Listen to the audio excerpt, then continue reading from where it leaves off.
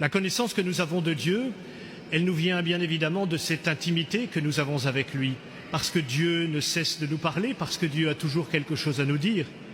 Cette connaissance que nous avons de Dieu, elle nous vient de ce que l'Église nous transmet depuis plus de 2000 ans, de ce que les évangélistes et les apôtres nous ont dit, de ce qu'ils avaient côtoyé en marchant avec le Christ, de ce que Dieu a dit de lui-même dans la révélation qu'il fait dans la première alliance.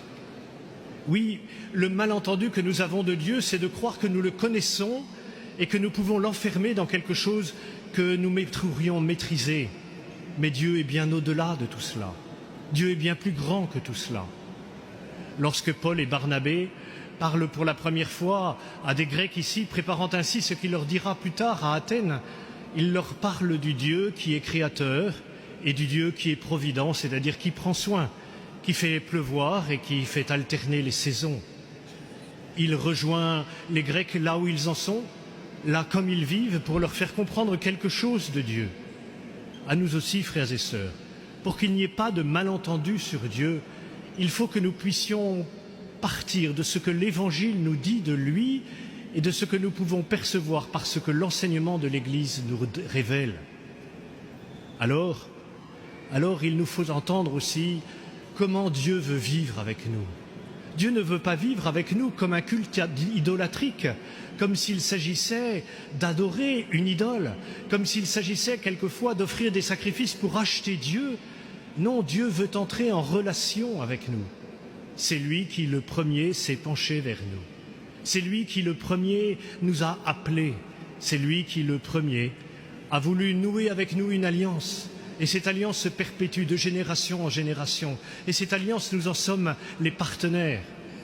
Et si Dieu veut établir une alliance avec nous, s'il veut nouer cette relation, c'est une relation qui consiste à vivre de cet amour dont il nous aime. Mais c'est cet amour qui nous invite aussi à l'aimer lui. Et le commandement qu'il nous donne, c'est bien celui de l'amour pour lui, non pas d'un devoir, d'un accomplissement par devoir, mais d'un accomplissement par amour. Non pas du respect d'une loi pour le respect de la loi, mais de l'accomplissement de la loi parce que nous aimons.